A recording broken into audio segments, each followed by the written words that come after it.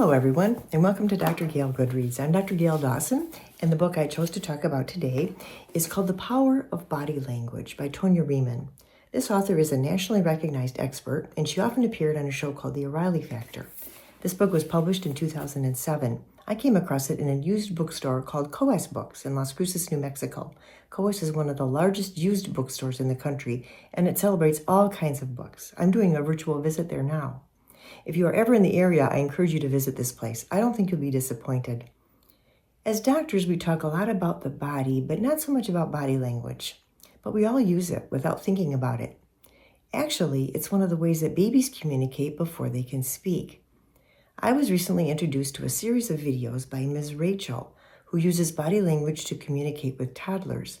Her body language is very exaggerated, as she teaches young children how to use their own facial expressions and body language to talk to adults.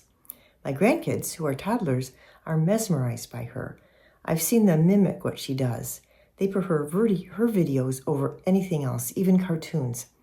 I was fascinated by their interest in her material, and I wanted to learn more about the power of body language in general. We are all adept at reading facial expressions of happiness, sadness, anger, and other common emotions. I didn't realize, however, that research by anthropologists has suggested that these expressions are hardwired into our DNA.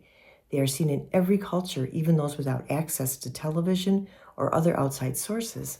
They are even seen in primates. They evolved in our ancestral chain as ways to communicate even before verbal language was developed, so it can be inferred that feeling and communicating emotion was a survival advantage for our species. Ms. Riemann explains the many facial and body movements and what they mean. Oftentimes, they are subconscious movements, and we don't even realize that we're doing them. Some of these signals are sent and received so fast in humans that it's difficult to see them unless it's on a recording that has been slowed down.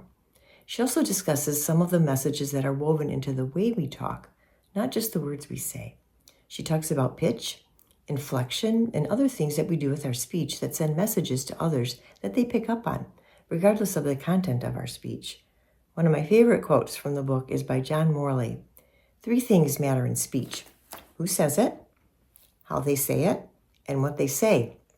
And of the 3, the last one matters the least. The author also talks about mirror neurons, a class of motor neurons that have been found in primates as well as humans. They cause us to experience in our own minds what someone else is doing or feeling. They may cause us to mimic another person's body language without ever realizing it.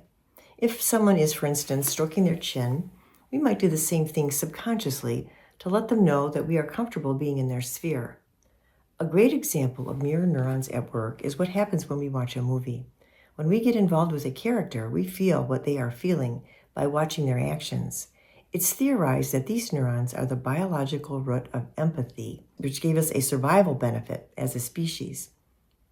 I know when I smile at someone, they often smile back. But I was not aware that by smiling at someone, I was actually transferring joy from myself to the other person so that they feel the joy as well.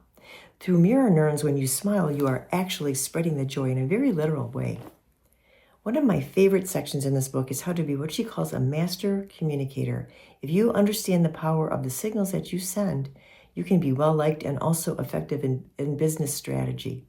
She also explains how to use body signals when you're on the dating scene or when you're communicating with a spouse. One of my favorite ways to use this knowledge is to apply it to politicians by watching the speeches that they give and their encounters that are captured on film. What they say may not be how they feel. I find myself scrutinizing body language and paying less attention to the words that are actually said. I found this book fascinating and helpful, and I hope you do too.